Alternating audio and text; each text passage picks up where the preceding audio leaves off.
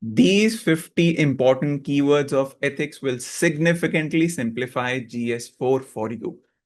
If you are starting with this subject, GS4, now this video is meant for you. If you are revising this subject and have been struggling, this subject is for you. And if you are also giving mains this year, this video is again for you. These 50 keywords will significantly help you in writing good answers, understanding the concepts very clearly. My name is Nimish Kapoor and I'm faculty of UPSC GS4 for UPSCprep.com. So these are the 50 topics or 50 important keywords which we'll be discussing. And we'll not go too much into detail. We'll simplify it. I'll show you how. So what we are going to do is just discuss every keyword. What is the definition in layman language? And what is an example? I would also like you to do the exercise parallelly with me. In your own understanding, write your own definition, and then of course, in the simplified language, I'll write mine. And also try to give your own understanding from your own understanding, your example. Okay, so this is how we will be approaching this.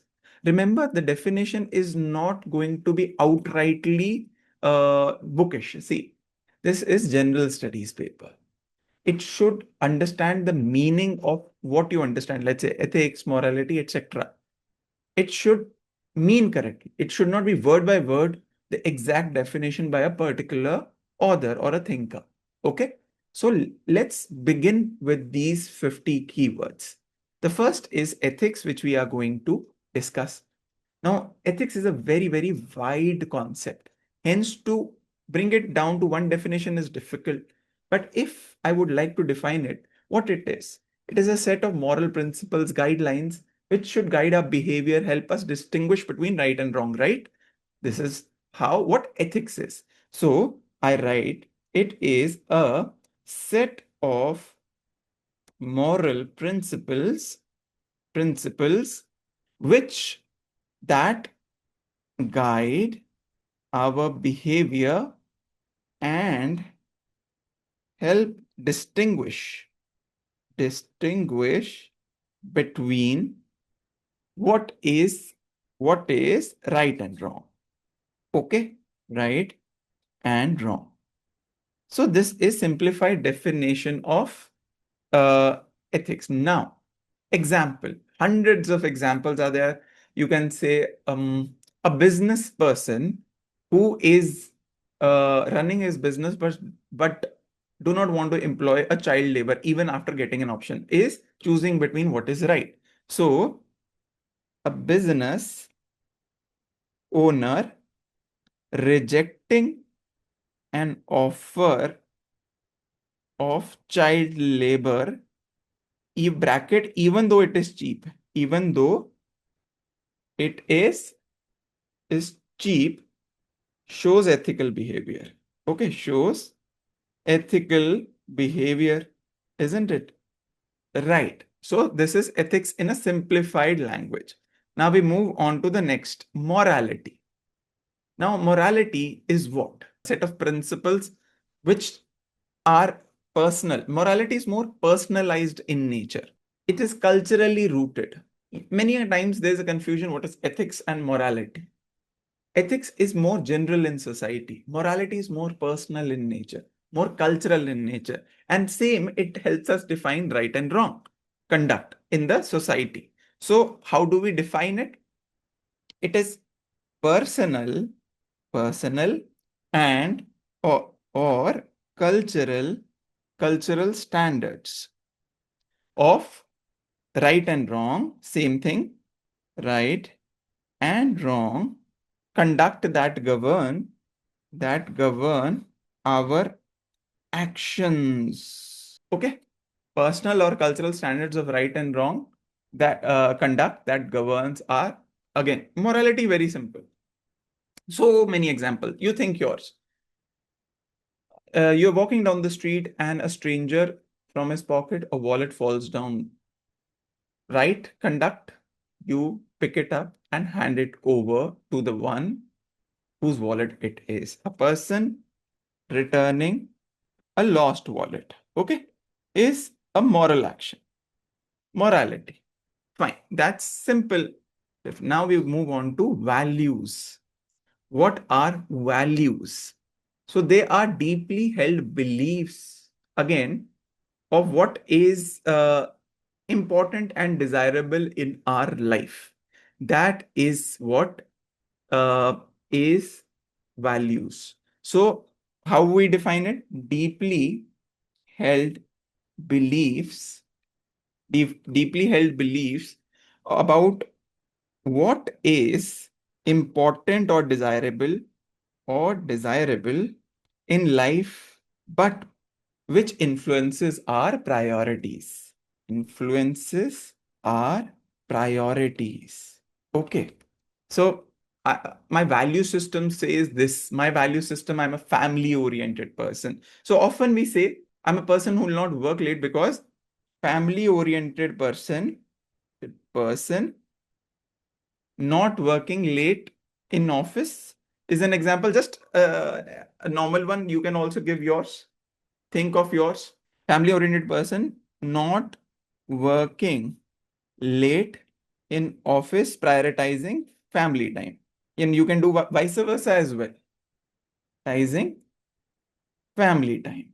Vice versa, a person who's dedicated goes over and above the working hours to ensure the work is done well. Okay, that is also an example of values. Work, strong work, uh, dedication. You can say dedication is an important value here. Here, family oriented person I'm talking about. Okay. The next I go into is the social norms. Social norms. You are in a society. In that society, what happens is that society expects something from you. You have to abide by those unsaid norms, unwritten norms. That is social norm. So these are unwritten set of rules or unwritten rules of behavior that are considered acceptable in a society or are expected from you. So it is simplify. Let me simplify. It is unwritten rules of behavior that are considered acceptable and expected in a group or society. Now, for example, go to Japanese society. Let's take an example of Japan. You are expected there to ensure utmost cleanliness. It's a social norm. Okay, same society in Japan, you are expected to maintain silence in a moving metro or a local or in a train. It's a social norm there, but is it in India? No. In train, people are loudest in India, isn't it?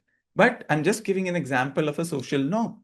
So it depends on basically a society where a society expects a certain kind of behavior is a social norm. Okay, let's move to the next one. Ethical behavior.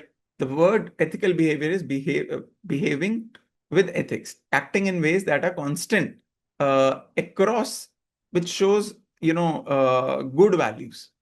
So how would we define that? It's a very vague term. See, in a natural way, let's write it. Acting in a way that are consistent, acting in a way that are consistent with the society, and individuals, not just at society level, of course, ethical behavior as an individual, at a societal level as well, and individuals typically think are good values. So as a society which, for example, not littering is a good value. So this is the ethical behavior you show. Or also as a group, it shows ethical behavior. So example here, ethical behavior is an employer ensuring equal pay for equal work is an ethical behavior. Okay, employer is doing ethical behavior if it ensures equal pay for equal work and no discrimination. Many more examples. certainly you can write. Okay. Let's move on to the next one, which is meta ethics. Okay. Now we are going into the types of ethics. We are going into meta ethics, normative ethics, and thereafter. So basically, meta ethics is a branch of ethics. What it does with explores the fundamental nature, origin, and meaning of ethical concepts. That's it. So it is theoretical part. It's the branch of ethics that explores the fundamental nature, origin, and meaning of ethical concepts. So it is branch of ethics. Okay, is branch of ethics. What it does, explores fundamental fundamental nature, origin, meaning of ethical concepts. Ethical concepts. Okay. Now, an example, philosophers discussing about the nature, the meaning of ethical, what is good, what is evil. So, uh, these are, of course, you can quote any of the philosopher here, hundreds are there in your, you can just quote anyone, give an example. For example, Gandhi preaching ahimsa and the true meaning of it. Meaning of ahimsa is, the real meaning of ahimsa is not just ahimsa in action, but also in thought. That's Gandhi's interpretation of ahimsa. So, meta ethics is meaning of this ethical concept. Okay. Now we move on to normative ethics. So, study of ethics, again, normative ethics basically is what? Study of ethical action. Now we are going to the action part, not the theory part of ethical concept. Now it is the study of ethical action, focusing on determining what specific moral standards people should follow. Okay. So how do we, basically, it is the now action, how the outward part of that is the study of ethical action. And under this, there are multiple. We'll talk about it, but as of now, first four, and then we go into further part. The study of ethical action, okay, focusing on determining what specific moral standards people should follow. People should follow. Okay. Right. Now, example, the golden rule, the golden mean, Aristotle.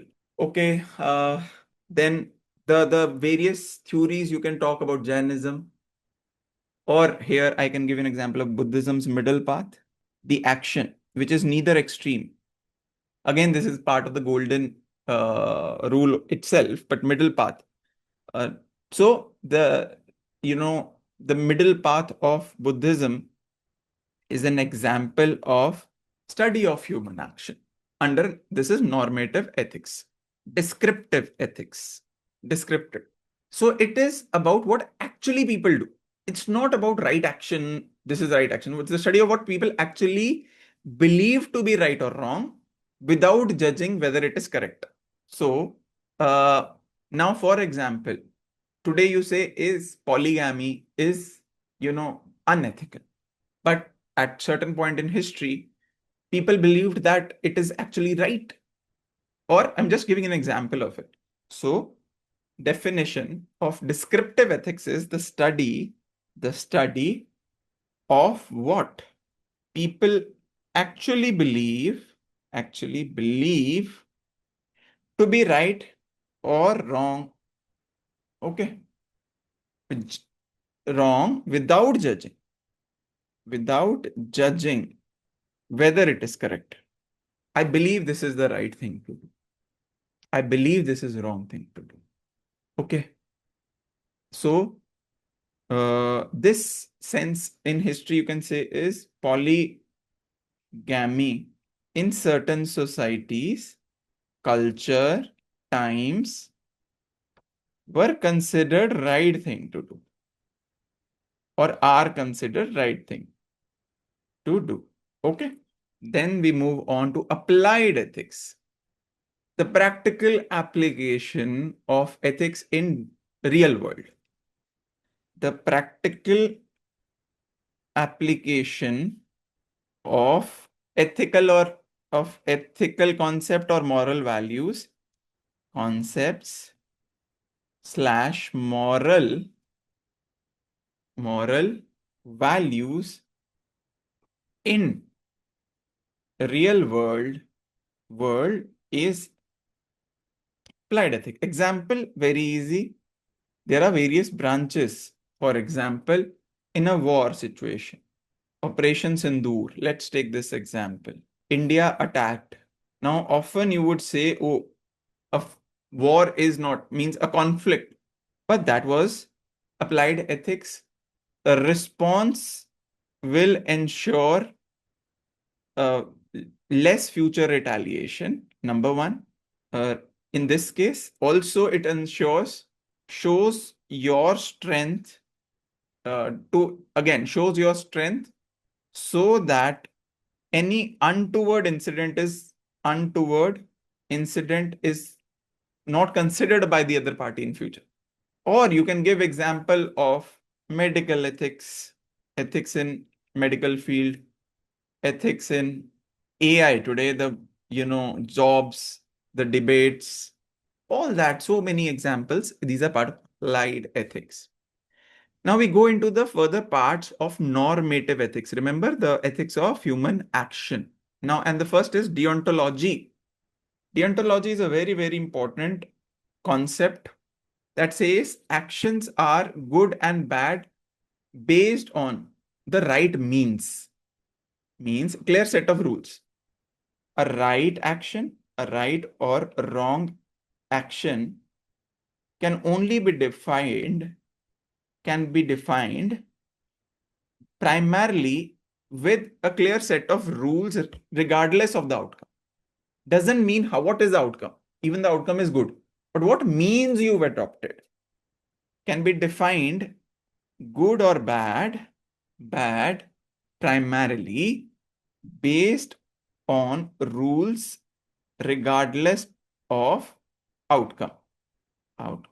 So here you can say it is a primarily means should be good. Means should be ethical. Okay. Give me, okay. Now let's say there is a terminally ill patient. Here, you don't want to. So what is the right action? Telling honestly about the state of his or her condition. But it may lead to a person getting demoralized, depressed. Okay. So here, what we are trying to say is the means should be correct. Means based. Telling honestly, even though it might affect her badly. In sense of her mentally. Okay. Deontology, means approach. Consequentialism, also known as teleological.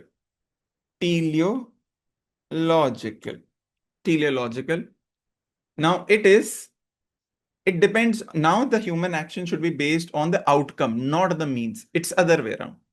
So an ethical theory in which that judges human action, judges whether action is correct or wrong based on the outcome of the action, the consequence. That is by consequentialism. For example, you're telling lie. The same condition, a person lies to a terminally ill patient so that there is a motivation for life. That action is considered under consequentialism a right action to do. Or I'll talk about more examples. I'm sure you can think hundreds of means. Most of you can think of it right now. There are many. Then sometimes you can say is depending on an action, you are encounter by police, not in a condition where there is possibility of further harm. Okay. Virtue ethics. Here, virtue ethics depends on the individual or groups. It focuses on individual groups, their ethical, they are neither thinking about the action and the consequence, but intention. Intention is moral or not, moral or virtuous or not, That is what it is focusing upon. A firefighter acting courageously to save people, uh, it shows the internal value of bravery, virtue of bravery. So that is firefighter. You have seen that cases where I'll not just firefighter, I'll give you an example of recent Delhi fire in a hotel where you saw shopkeeper doing what? Shopkeeper throwing mattresses shows virtue of service and compassion to save the people who are jumping out of the hotel, burning hotel. That was an example of virtue ethics. Nishkam karma, selfless action. It's a part of Bhagavad Gita's philosophy. Nishkam karma means selfless action. So basically, doing action without expecting anything in return. Anything in return. Turn is nishkam karma. Okay? You're not expecting any personal gain. A simple example. Civil servant, you all are aspiring to be civil servant. It's your duty to serve people, and you shouldn't expect anything in return. So it's just a good deed. This is a real civil servant should have inherent values of nishkam karma. Not expecting anything in return. Anything in return. Okay. Swadharma. Your dharma, or what does it mean? Following one's natural duty and responsibilities. Swadharma. This is my swadharma. Self.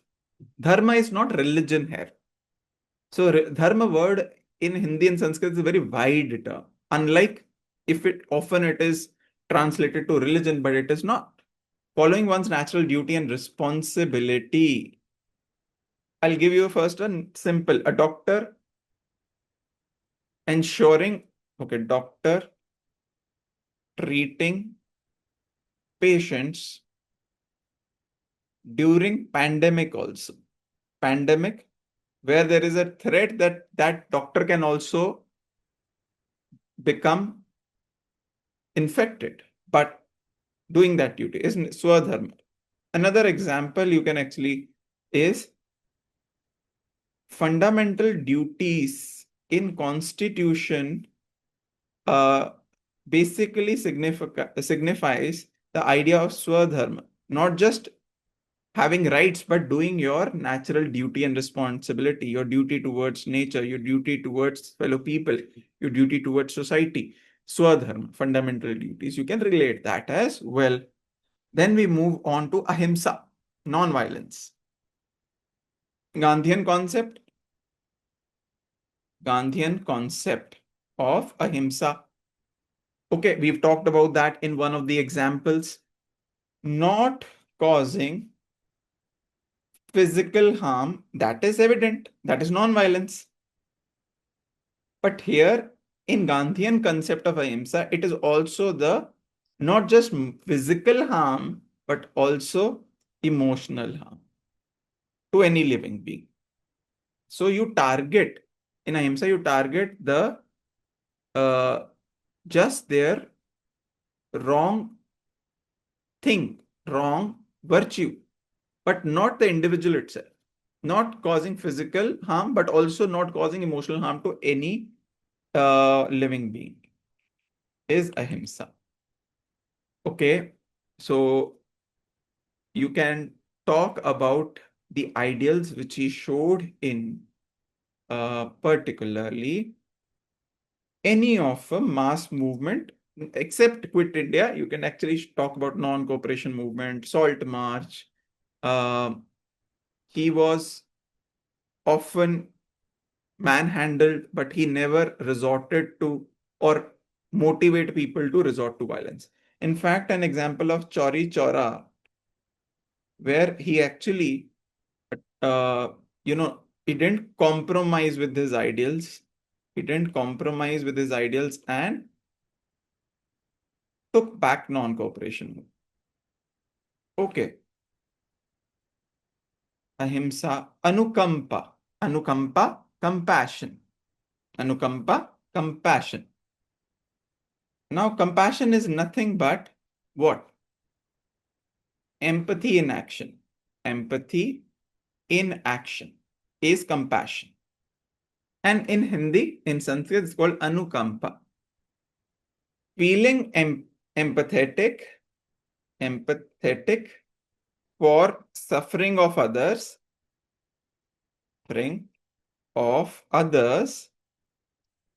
okay? And now what you would do? And now trying to alleviate that.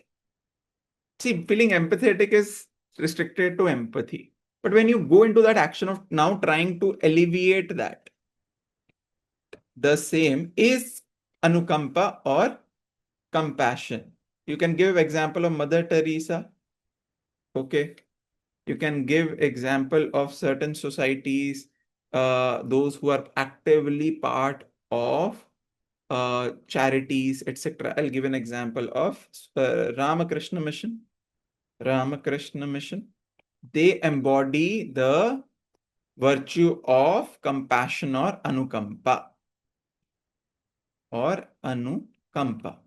Okay. Right. Now we go into categorical imperative. Now we go into some of the core concepts of ethics. So categorical imperative is Kant's rule that you should only act in a way that you would want everyone else to act in the same situation. If you are expecting that this is how they should behave in a particular situation, and same thing now you'll do is basically you also act in the same way. So it's firstly Immanuel Kant's rule, number 1, which says you should act in a way that you'd want everyone else to act in same situation. Example,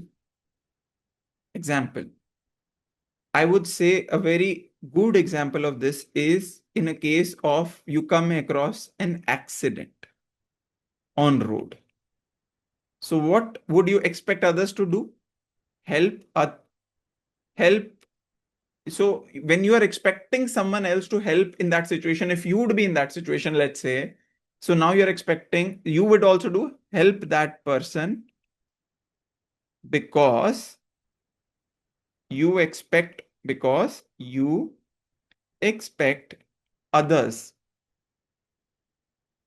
also to do the same. In case of an accident on the road. Fine. Now we go on to moral absolutism. The word absolutism is very important here, which means absolute, universal. Moral universalism, it is also known as moral universalism.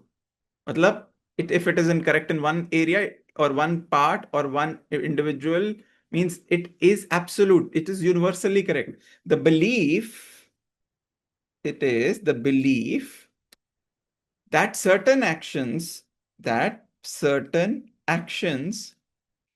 are always right, or always wrong.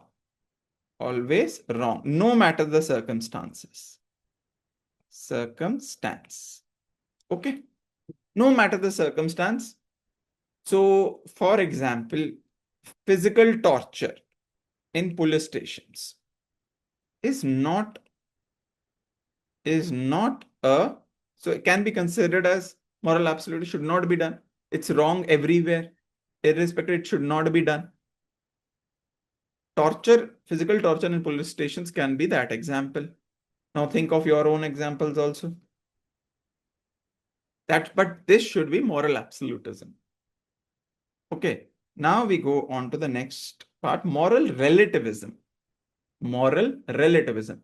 Now as the word suggests, relative, it changes with change in society, location, culture. Hence, it is not absolute. The belief, same thing, the belief that right and wrong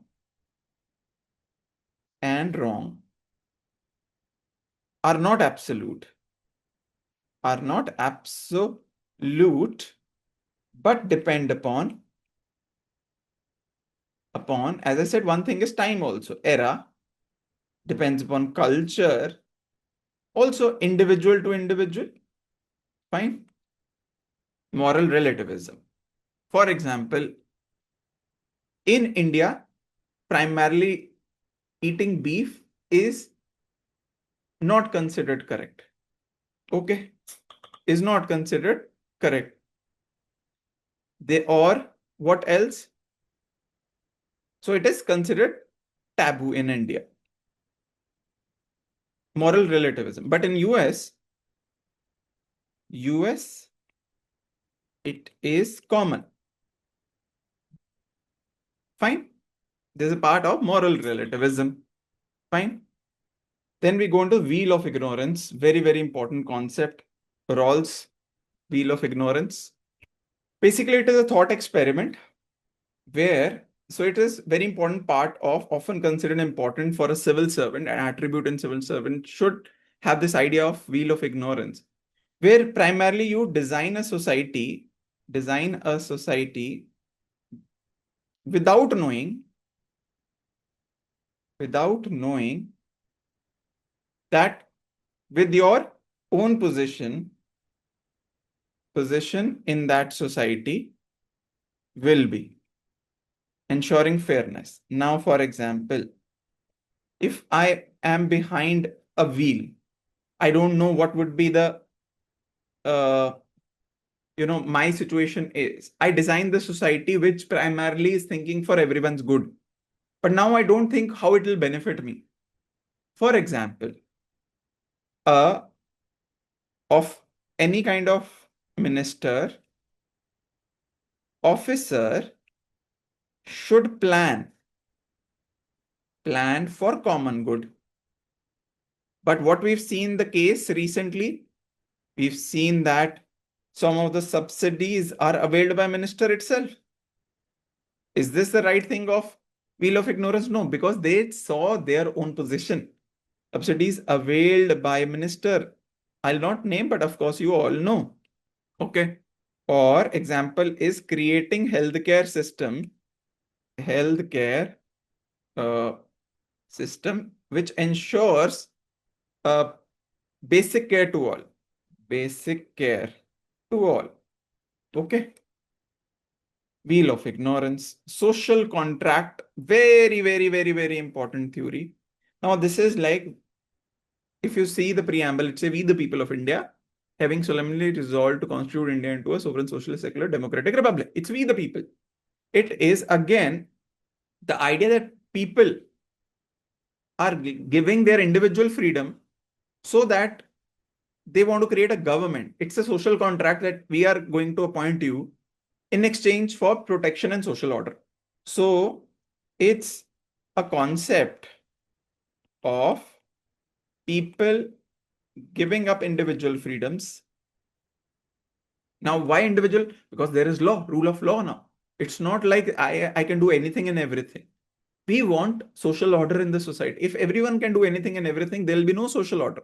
So people giving up their freedom. For example, I'll give you an example of arms license. Everyone can keep arms, but why licensing? Because to keep that social order, up their freedom, so that government can be created. Government can be created, which will take care of ensure social order and security.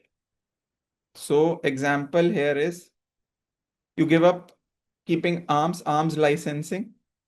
Many such things you can, within law and order, you can easily identify and share.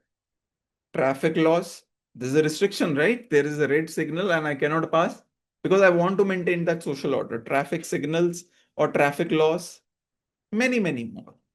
Okay. Now, the next I go into is the natural rights theory. Natural rights theory. The word natural rights itself identifies the inherent natural right of an individual. The belief that all individuals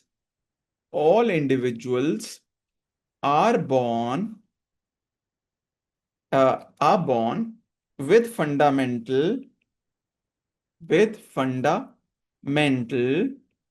rights. No government can take away. See, right to life and liberty, right to life and personal liberty, that is Article 21, cannot be taken away by the government. That is the most basic right. That's part of the natural right of an individual. Okay. In US, it is often said that the right of pursuit to happiness. Pursuit to happiness is a natural right. Natural right. Okay. In US. Moving on, utilitarianism, very simple way is, so choosing that action which creates maximum good for maximum people. Maximum good for maximum people. Maximum people. Now, you cannot keep every thing. For example, let's say mining can displace, but in return will ensure economic prosperity. Dams displace again, but energy security, energy and you can say ensuring irrigation, etc. But let's talk about energy security. You have latest debate which is going on not just from the perspective of national security but let's say this Great Nicobar project. You can actually bring that under the idea of, because here maximum good is again national security. Okay. Now we go to the next topic, hedonism. Now, hedonism is a very important concept in ethics, which basically says, if you would have heard about Charvak philosophy in Indian philosophy, which says the philosophical belief in seeking pleasure and avoiding pain. Pain is the highest good and the main goal of life. Main goal of life. So you can say here the Western concepts, the idea of individualism in the West, of course, in India also the growing trend of it is Charvak, that is seeking pleasure and avoiding pain, is the highest good and main goal of life, is the hedonism concept. Okay. Now we go to altruism. Altruism, it's selfless. Remember this word, selfless. So basically acting selfless action to help others. That action could have been avoided. Nobody would have said anything, but it is selfless action to help others, even at personal cost or risk to someone, to oneself. Now here, what we can say is kidney donor, example, someone jumping on tracks to help others. We've seen so many videos, railway tracks. We've seen an Indian in one of the countries where he jumped in cold lake to save a girl. It was a selfless action. Okay, altruism. Right, now next is libertarianism. Libertarianism. It's a political ethical philosophy. It's a political and ethical philosophy that basically, as the word liberty means, which prioritizes what? Extreme individual freedom. Extreme individual freedom. Extreme individual freedom and minimal government control or intervention. Again, this concept, decriminalization of, like, for example, in certain states in US, you have decriminalization of marijuana, which is often considered as a opioid, means a drug. So that is favoring what? Autonomy of individuals to decide what they do with their body. I'll give you another extreme example. The idea of assisted suicide in Canada, of people suffering severe depression. Okay, right. Next, pragmatism. Pragmatism is practical approach, simple, pragmatic approach, practical approach. Evaluating beliefs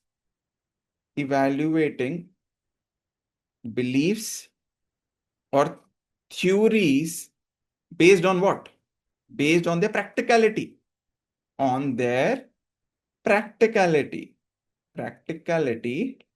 that in which basically practicality in society rather than just ideals, rather than just, oh, it is ideally correct or not. Ideal. See, in Indian society, for example, practical approach is that you focus on learning outcomes. So India moved to National Education Policy 2020Y, focusing on not just numbering system or the marks, numbering or grades, but primarily focusing on learning outcomes. It is pragmatic approach. Okay. Idealism is pragmatic, is practical. Ideal is just pushing for that perfection or noble goals. So pursuing what? Pursuing perfection or noble goals, even if they seem unrealistic. Okay. Even if they seem unrealistic or difficult to achieve in the real world. Okay. Being an ideal, I'll do it, but it is unrealistic. So activist basically trying to push for, or trying to, pushing for eradicating global poverty. Now here, it is not just one nation or one activist. Now we have to be practical here. The multiple nations, demography, societal issues, climate change, etc. So many factors are there here. So you cannot ignore others. So activist campaigning for 100% global peace. Can it be possible in the society which is becoming day by day more fractured? Is an ideal in the history of mankind it is never seen. Okay. The next we go into the wokeism, and this concept has been pretty much uh, made vocal in Western media, especially in US. Even the what was the name of the person who stood for US elections? The written book woke the Indian origin. Sorry, I forgot the name. I'm so sorry about it. But so wokeism is being highly aware of what? Of and actively fighting for. Now here, highly aware of and actively fighting for what objective? For systematic social injustice, especially whom? Those related to particular race, gender, related to particular race or gender, right? So you can talk about LGBTQIA plus. You can talk about the, the Black Lives Matter here. Okay. Right. Now, existentialism. Existentialism. A philosophy. What is existentialism? A philosophy, again, which emphasizes individual freedom. Emphasizing individual freedom, meaning that we must create what? We must create our own purpose in a meaningless world. In a meaningless world. Existentialism. Now, someone leaving a high paid corporate job, they leave, okay, left to pursue what? Could be to left pursue farming because it might be their lifelong dream. Existentialism. Okay. Now let's talk about egalitarianism. Egalitarianism is again a very, very important concept. It's basically a belief that fundamentally all people are equal and deserve equal rights, respect, and opportunities. Okay. So it is what? The belief that that all people are fundamentally what? Fundamentally equal and deserve equal rights, respect, and opportunities. Right? So, an example for the same, what you can think of? The movements which we've had, like for universal suffrage, for equal pay for equal work for men and women. You have the movements for civil rights, especially among blacks also. Civil rights movements in US, right? Etc. These are what? Part of the egalitarian movement that fundamentally everyone is equal, deserve equal rights, respect, opportunities. Okay.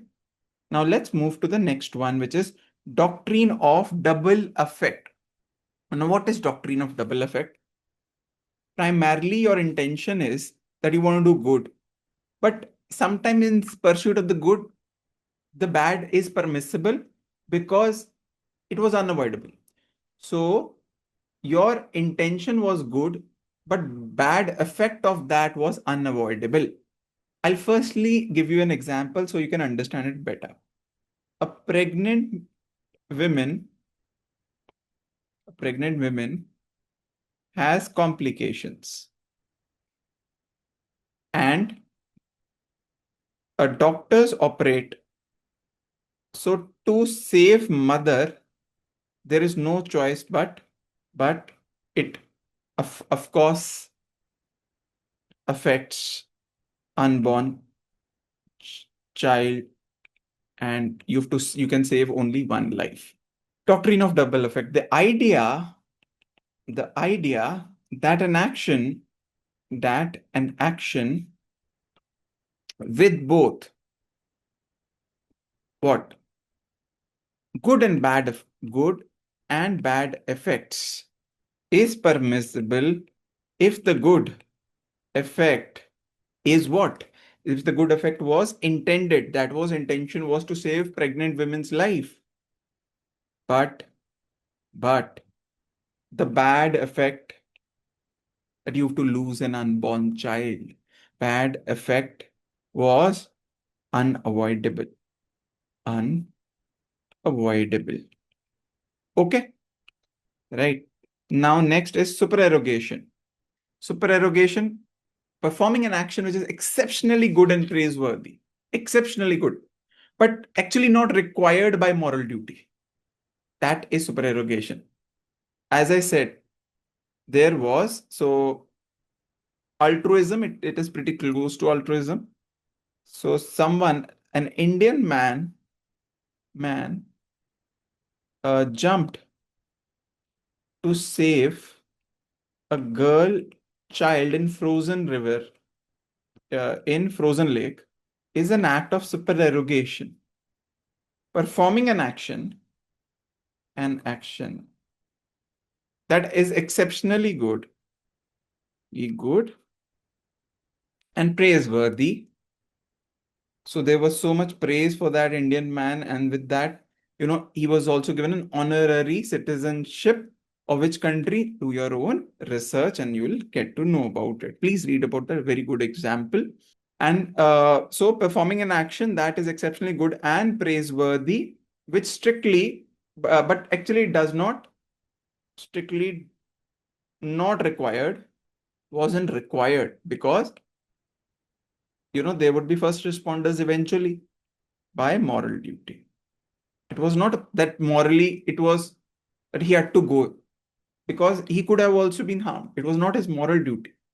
So exceptionally good. Someone going into fire and helping others is exceptionally good at supererogation, going over and above. Okay. The next one is the knower-doer split. The knower-doer split is the 34th keyword we are going into. Now, often it happens, you know that this is not a right thing to do, but you still do. And what it leads to is a conflict. You feel the unease. You know it is not right thing to do, but you still do. That is, knower knows that it is not right, but you still do. And that split causes that unease. So the internal conflict when someone knows that what is the right thing to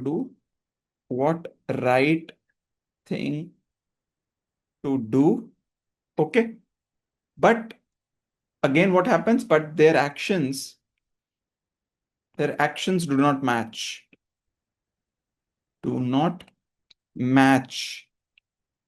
And creates,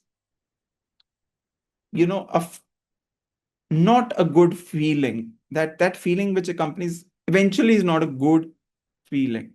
That is knower-doer split. Doctor tells you a smoker knows smoking is deadly. Smoking is deadly. It causes cancer. It can, there are so many advertisements, so much visual thing created on the pack of cigarettes, which clearly shows that smoking is injurious to health and kills. Okay. Smoker knows smoking is deadly, but still smokes, is a knower-doer split. It causes lung cancer, throat cancer, such, right? Now we go into some of the common integrity. Integrity in civil services we often talk about. So integrity is not just honesty. Honesty is a part of integrity. So it's number one is being honest. Being honest, yes. But also, and having strong moral principles. Strong moral principles that you refuse to change. I'll give you an example, very interesting one. Okay, that you refuse to change doing the right thing when no one is watching. No one is watching. So I'll give you an example. When I was in CISF, this is a that there would be, and generally when you become a civil servant, there is a thing that there'll be people who will come and try to give you gifts on occasions. Now you have to understand that that gift carries a lot more than just a that it is just a gift with happiness, but it has consequences. For example, you're working in as an administrator, and there's a senior business a businessman in the region who's come to give you a big gift, having quite a sum on it, and you say it's just a gift, let me accept. I tell you, being honest is doing your duty properly, not taking bribe. But someone comes and on an occasion tries to give you, you might justify it, but integrity will be compromised. You know that with the that gift will come the weight of the gift. That in future, if that person asks you something, you'll always have a softer side to that person. So one thing here is integrity is when no one is also seeing you, are you doing the right thing? That is the integrity. So, for example, what is integrity? Now, you go to market and after shopping, get a change. Get change. Mistakenly, you get extra money. Only you're paid extra. You're paid extra. So, integrity is going when no one is seeing. No, he doesn't know. Now, the person, the shopkeeper does not know that he mistakenly gave you more, or he or she mistakenly. So you go back and giving the extra change. Okay. Just a simple example. Accountability. Accountability. Taking responsibility of your action and their outcomes. Taking responsibility of your actions. Number one is action and their outcomes. Okay. And also being answerable to others. So there's a debate going about paper leaks, who is accountable, who is answerable. That is one example. But we've seen that in when Lal Bahadur Shastri was the railway minister, after a major railway accident, he resigned, taking responsibility. Why? Because he showed the traits of accountability. Okay, accountability. Objectivity. So making decisions based on facts, data, based on data, facts. What else? Rather than emotions. You're not emotional, but you're making decisions based on data and facts. You're not driven by emotions or biases or opinions. Okay. So, simple example, a judge sentencing individual based on facts, but not driven by emotions shown by the accused. Okay, is an example. Just a simple example. Transparency. Transparency. Transparency in governance is important today. So when we are talking governance, generally what is transparency? Operating in an open and clear manner. I have nothing to hide. I have nothing to hide. Operating in open and clear manner. Okay. So others are very clear about what actions are being taken. Clear about actions, clear about actions taken and their reasons. That is transparency. Why I'm taking this decision, what are the reasons for it, this is what I'm going to do, that clarity. So here transparency is like, you can say many examples. Corporate governance is today promoted by transparency for shareholders. Okay. So that shareholders can make informed decisions. Transparency, RTI, government to show that the government has nothing to hide but transparent working of the governance of Right to Information Act of think more. Okay, at your own end, try to write more. The next is probity. Probity in governance is a very it's important topic of your syllabus. So it is complete and 100 highest percent of honesty. You can say complete honesty and strict adherence to highest principles of and ideals of public life. So complete honesty and strict adherence to the highest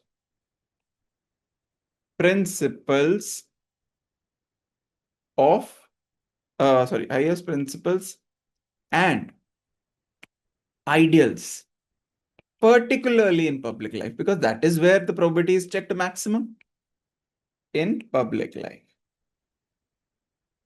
So a lot of pressures and overcoming that pressure. Ashok Khemka was transferred multiple times, but he didn't compromise. A very common example. So there are many. Kiran Bedi, she even challaned the car of Prime Minister Indira Gandhi in Delhi.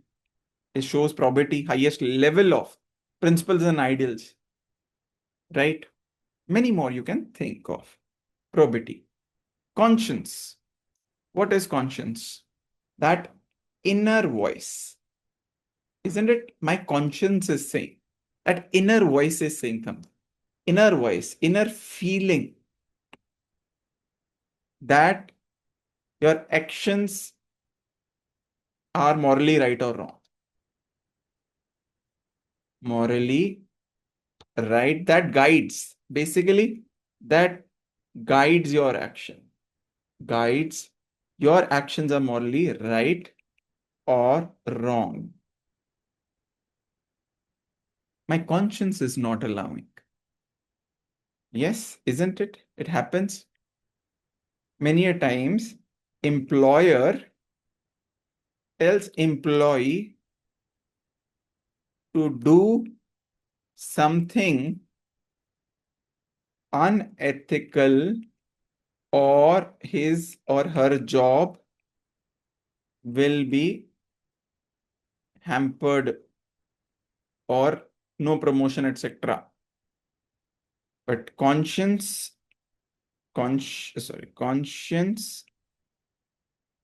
don't allow. Civil servants, it's common.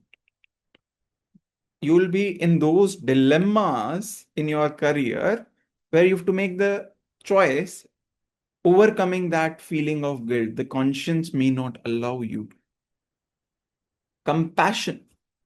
We've already read about compassion, so it's repeated. I'm sorry. So what we'll do is we will now empathy we'll talk about, tolerance we'll talk about, but I'll replace this compassion. I'll replace this with ethical dilemma. Ethical dilemma. When you are stuck between choice, and choices are that on one hand, you are unable to make a clear choice. Making clear choice. For example, do you in a particular situation favor family duty or the professional duty? Civil servant is given charge and has to ensure, let's say, disaster management relief, but has family emergency. And it poses what? It poses ethical dilemma. You have responsibility to both your district as well as your family. So these are the situations. This is what is ethical dilemma when you are unable to make a clear choice in a particular situation. Is ethical dilemma between two options. Empathy. Sympathy is feeling bad for someone else. Empathy is putting yourself in someone's situation and feeling and expressing regret or bad for them. You are not just, feeling bad for them, but you put yourself in their situation. Primarily, you can say the ability to understand and share what? The feelings of another person. You can say the feelings of others by mentally putting yourself in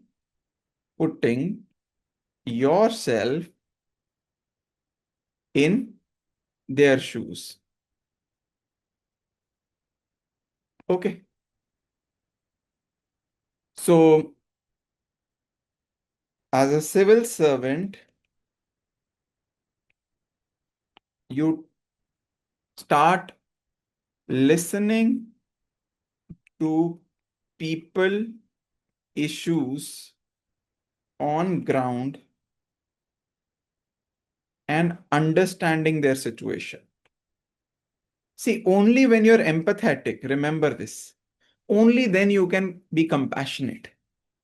Empathy in action, if I remember, in action is what? Is compassion. And on compassion, the maximum you can read is basically on by Dalai Lama. You can give examples. Tolerance. Ability to, so it's an ability. I have higher threshold. Tolerance. Tolerance also to understand multiple beliefs, diverse beliefs, and be tolerant. Tolerant is a very common term used in India. The willingness, so a civil servant should need to have this tolerance, the willingness to accept and respect behaviors, beliefs, or opinions that are completely, now a very common thing, that is why I said diverse beliefs, even if you don't confirm with that, the willingness to accept and respect behaviors, beliefs, or opinion that are completely different from your own. An example is you don't agree with meat eating. Okay, you don't follow that, but don't restrict others who do, right? Tolerance. Eudaimonia. Eudaimonia is a very interesting, important concept. It's a Greek concept. Highest happiness, a classical Greek concept which for human flourishing, human happiness, or living a good, fulfilling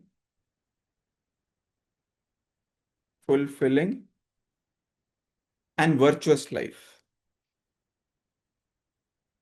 Okay. Eudaimonia. So an individual who spent his life nurturing relationships, doing public good, staying in harmony with nature, peaceful, has achieved eudaimonia. Okay. Phronesis, practical wisdom. Phronesis. As the name suggests, practical wisdom. Ability to, with the experience, ability to use practical wisdom or good judgment. Good judgment and make right ethical decisions. Right ethical decisions in everyday life is practical phronesis. Okay. I'll give you an example of a teacher. A teacher knows how to discipline a particular child. A teacher who's experienced will use that practical wisdom how to discipline a child using various techniques. You can, an example of Tare Zameen Par. I'm just giving you so that you understand what it shows, a practical wisdom of an actor who uses a different approach to understand a student and help that student. Code of conduct. So an example is civil services, central civil services conduct rules. It tells you how to carry your conduct, a public conduct, private conduct, set of specific rules. What it does, detailing the exact behaviors, what is expected of you. Behaviors which for basically what? Members of the organization. I'll give you one more. So CCS conduct rules for all the central civil services officers. These are the conduct rules, how they need to conduct in their public and private life. All India service conduct rules for IAS, IPS, foreign services. And you have, I'll give you a Tata code of conduct rules are there for Tata employees.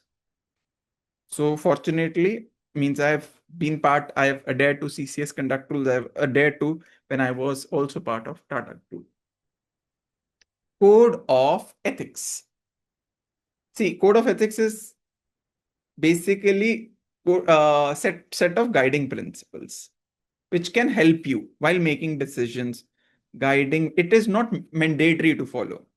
So it is set of guiding principles, code of ethics, and values in which the organization believes in. Organization believes in and expect its members to follow. Expect its members to follow. So there are various. So journalists have their code of ethics. Doctors have their code of ethics, isn't it? You can give those examples. Lawyers have code of ethics. Now, 48th, we'll do corporate governance. It's what? So it's system of rules and practices of what? rules, practices which a corporate needs to follow, a company needs to follow, rules, practices, and processes to which a company is directed, controlled, and held accountable. Like, for example, I'll give you a very simple example. Like, you have insider trading is strongly not accepted into corporate governance. Insider trading is a negative example of wrong. But on the other hand, corporate social responsibility is considered a good example. Strong audits for better fundamental. It's part of corporate governance. Strong auditory mechanism. Okay. And here you can give an example of a wrong auditory mechanism, particularly the Satyam scandal. Satyam issue.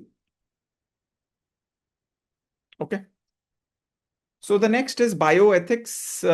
I would also include here bioethics, AI ethics. These are part of applied ethics. So in all applied ethics, I'm taken a bioethics, AI ethics separate. So bioethics is basically related with ethical issues dealing with what? With the advancement of biology, medicine. So like, for example, testing on rats. Is it allowed, not allowed? Or modern uh, advancements in gene therapy, modern advancements in fertility, etc. Are these allowed? Biology, medicine. So ethical issues related with the advancement of biology, medicine, and the technologies. AI same. So it is same with the advancement of AI and challenges it poses. Okay. Challenges. For example, very simple is the Claude's Fable and Mythos models are posing challenges to existing, be it coding jobs, software development jobs, and jobs reduction. Automation, it is promoting automation. So there are these ethical issues with the enterprise AI. So now the new word, it's not just generative AI today, it is also enterprise AI. Then finally, we go into environmental ethics, the final 50th keyword. So the moral principles governing human interactions, moral principles governing human interactions with the environment, with natural environment and ecosystems.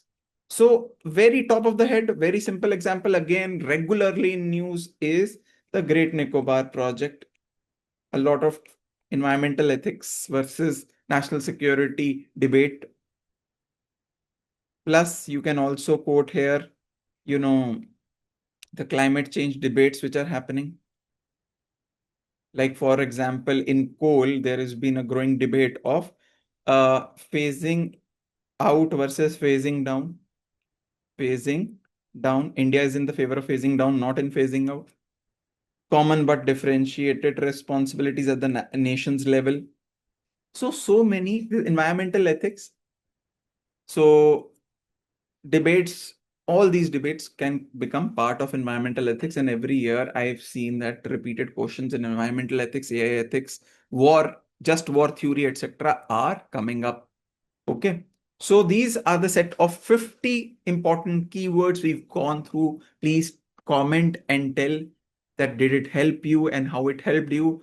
And for more such videos, please subscribe to upscprep.com and I'll come up with more such videos which will be really helpful in due course. Thank you once again, and my wishes are with you.